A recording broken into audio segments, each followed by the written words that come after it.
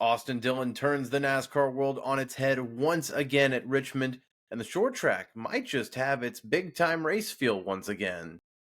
Welcome back to the Breaking Bob channel. Hope y'all are doing well on this Saturday night, Sunday morning, whenever you're watching it. Probably Sunday morning at this point, but Saturday night short track racing from Virginia, Richmond Raceway as NASCAR returns.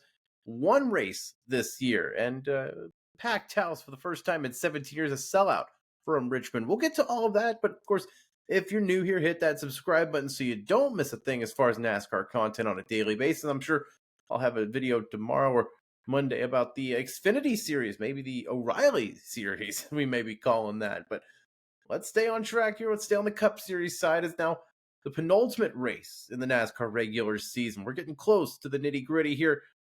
Only 3 spots left now. Only 2 spots left with one race remaining at Daytona next week as Austin Dillon locks himself into the playoffs.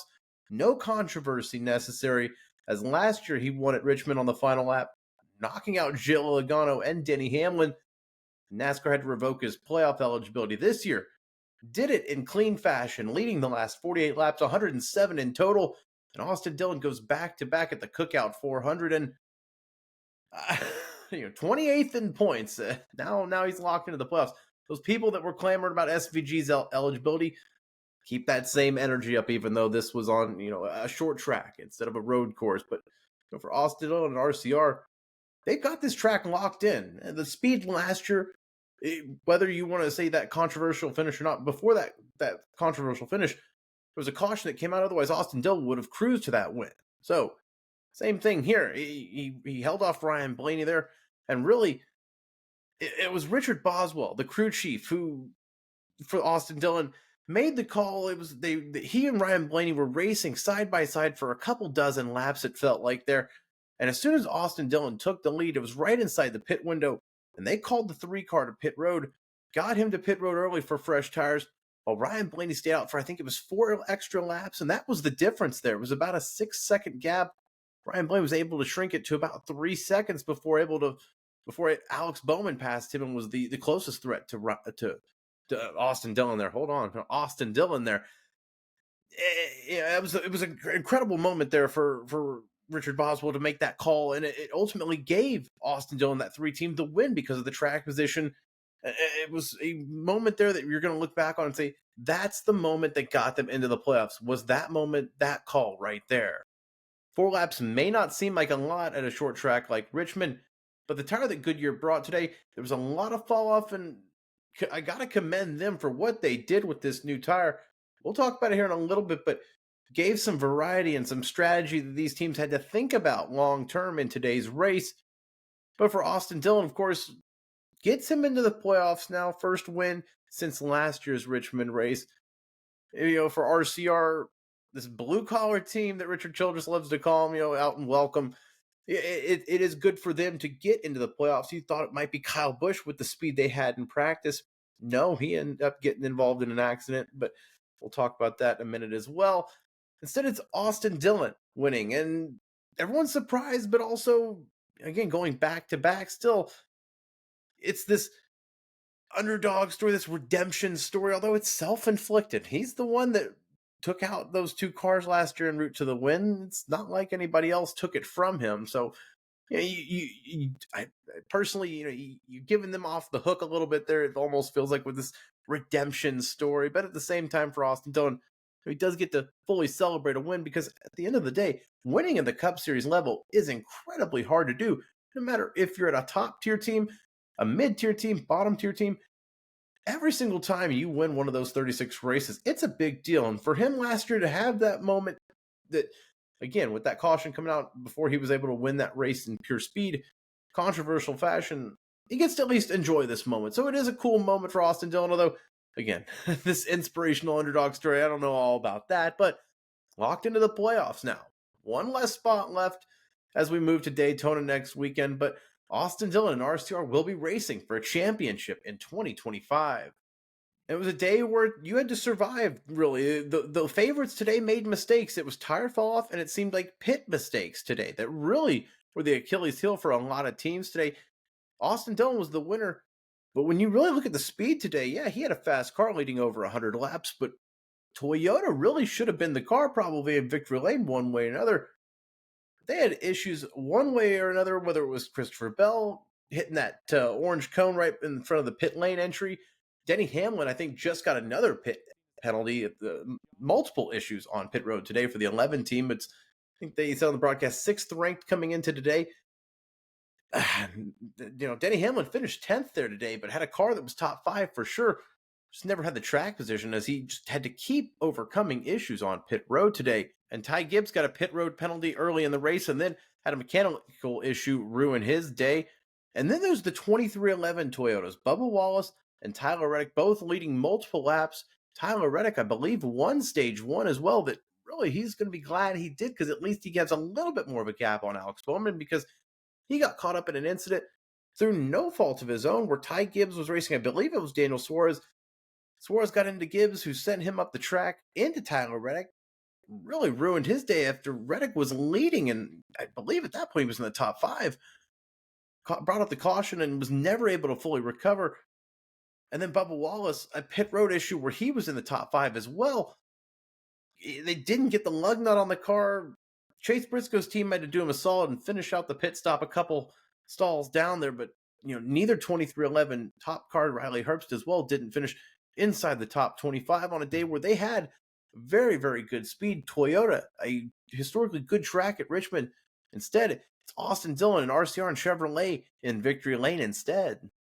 Carson Osavar also had some issues on pit road. He was trying to do a 3-stop strategy in that final stage and just had some issues with the jack, it seemed like, for that 77 team. Slowed him down. He was not able to keep up the speed that he had. He was running top 5 trying to run that strategy. Something different again. You saw Ryan Preece earlier in the race.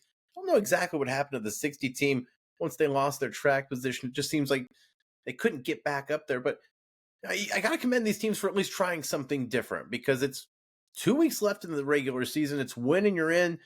Throw everything at the kitchen sink. If you finish 15th, so what? If you finish 20th, so what? It's that percentage chance that if you do get it right and everything goes your way, you're going to be in the playoffs.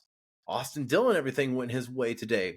28th place coming into this week, all washed away. The win and you're in scenario, whether you like it or not, it rewards these teams for getting everything right, everything going your way once in these 26 weeks. So, for these other teams, it just goes to show Richmond today, yes, it's a lot of tire fall off and strategy, but a lot of self-inflicted mistakes as well that really could be the Achilles heel for some of these teams, which again, it's the story of their seasons for a lot of these teams. But do want to commend Goodyear for the tire fall off today, bringing a new tire to Richmond. Last year they brought different compounds. This year, thought it was really good. Brad Keselowski was skeptical after practice yesterday, saying the math ain't mathin'. We don't have enough tires for the fall off here. But then Ryan Preece ran, I believe, that entire first stage up until the last few laps. And, we didn't have just blowouts there, but you could definitely see a difference once cars came to pit road. They were zooming by each other. If you were watching those in-car cameras on HBO, on Max, you could definitely see a difference in the speed on those fresh tires. But I want to commend Goodyear for trying to do something to save this next-gen car short track ability. They got something right today, and it was a compelling race overall. I'll talk in a little bit about Richmond, but a packed crowd got a very good race compared to what we've seen the last few years in the next-gen era. I really, really thought Goodyear had a lot to do with that success today. Let's look at a few results, though, before we look at the bigger picture today. As Team Penske, 4 of the top 8, and I'm counting the Wood brothers' Josh Berry in that with an 8th place finish today. 4 of the top 8. Now, Ryan Blaney, of course, had some speed there late. Joe Logano looked like he had a car that might have been able to contend midway through the race. But Austin Cindric as well, top 5. First top 10 at Richmond in his career. Historically, not the best track in the next-gen era for Penske, but they had it locked in today, and a lot of that was part of the war attrition that we'll talk about here in a second with Kyle Busch getting involved in that wreck. But, for Penske, they definitely seem to take a step in the right direction at Richmond today. And yes, that wreck in stage 2 that Kyle Busch kind of got all squirrely with Ross Chastain and Chase Briscoe and a couple other guys just got taken out. It was a multitude of cars there. And then Kyle Busch, coming out of the wreck, comes down into Chase Elliott, gets into William Byron. It takes Chase Elliott completely out of the day. His first DNF the entire season. up until this week, Chase Elliott completed every single lap except for one lap on the 2025 season. Of course, that streak is now over. And with that, it gives William Byron the regular season championship, as Byron was able to continue on for a 12th place finish today. They didn't, I believe, do any sort of a trophy unveil. I guess they're waiting maybe next week. I didn't see anything on the broadcast, at least up until this point of recording. But William Byron, your regular season champion, thanks to Chase Elliott's first DNF tonight at Richmond after that Kyle Busch incident. A lot of cars taken up in that. Denny Hamlin also was a part of that, by the way. Still finished 10th, like I said. Just a lot going on there on the Toyota camp for the 11 side as well. But for Kyle Busch, his teammate Austin Dillon in victory lane, and he had the speed. It looked like we were talking about yesterday. Could this be the week? Instead, multiple issues, multiple incidents, just more of the same for Kyle Busch and RCR. It just seems like that's the norm now at that 8 team. And Shane Van Gisbergen, a 14th place finish, tying his best oval result in 2025 back to the Coke 600. They were saying on the broadcast today, with the points he has right now in the playoffs, to advance in the round of 12, you need to roughly run around 17th in those first 3 races. 14th place today at Richmond. He's getting better. Again, this is the first time he's been at Richmond in the next-gen car. So a step in the right direction for SVG, is that's definitely going to be a storyline in the playoffs, is can he advance to that round of 12 and just get to that roval race where everyone is just assuming he's going to win and lock himself in potentially to the round of 8. Now that would be a story. But no, a 14th place finish for the Kiwi today. And now I teased this a second ago, but Richmond today, the energy at the track for a primetime Saturday night short track race, first sellout in 17 years. Now, I know, commenter down below, I know they have reduced the capacity at the track. I understand that, but you've shortened it to 1 date this year, and the Richmond community understood the assignment, I think, that we need to support our track if we want to keep this race date around. And it sounds like they could be moving that date a little bit more forward into the 2026 season on the calendar next year. But sold out crowd today for the first time in 17 years. And this may shock some of you younger fans, but back in the day, the Richmond night race was a big deal. The Rock and Roll 400 was must-see TV. Back when the NASCAR Thunder video games were out, Richmond was a racetrack that you would go and race one of the first races, Bristol, Martinsville, Talladega, Daytona. Richmond was up there as a really, really cool racetrack that you almost needed to see, whether it was because of the paint schemes, the rare night race, just the aura of Richmond and short tracks. It was a big deal. And I'm not saying that today matched that, but you got that little bit of excitement, I think, this afternoon, thinking we might have a little bit of a chance of a good race tonight, whether it was because of the tire fall off, the short track Saturday night, just under the edge. Everything came together, I think, for Richmond. Maybe that's just the example that every track needs 1 date for the most part, outside of a few examples. But congratulations to the Richmond fans for showing out, packing the stands, whether you want to say it's because of the reduced capacity or this, that, one, or the other. Listen, there were butts in the seats. And, in a day where attendance is hard to get at a lot of places, Richmond definitely packed the stands, and I'm glad to see that for a track that traditionally used to be a big, big date. We're starting to get a little bit of that feeling back, it seems. Before we wrap up the video, 1 more week in the NASCAR regular season for 2025. Daytona next week, and 1 less playoff spot available. Congratulations, Austin Dillon, you're in. And Tyler Reddick, Alex Bowman going to be sweating with 1 race left, 2 spots available. But of course, the wild card unpredictableness that is Daytona. Who could be the one that points themselves in? Alex Bowman still plus 60 above the cut line. So if there's no new winner, in theory, he's going to be safe. It's still going to be a sweat, though, for the 48 camp. A little bit less for Tyler Reddick. Winning that stage today was huge for him. Just to have that gap between him and Alex Bowman, who finishing second today, he's coming on strong late there. It's just it wasn't a great middle part of the season for the 48 team. So will it be too little too late? We'll see going into Daytona next weekend with 1 race left, another Saturday night under the lights race here in the NASCAR Cup Series world. As always, if you like what you saw, like this video, subscribe to the Breaking Bob channel for more NASCAR content.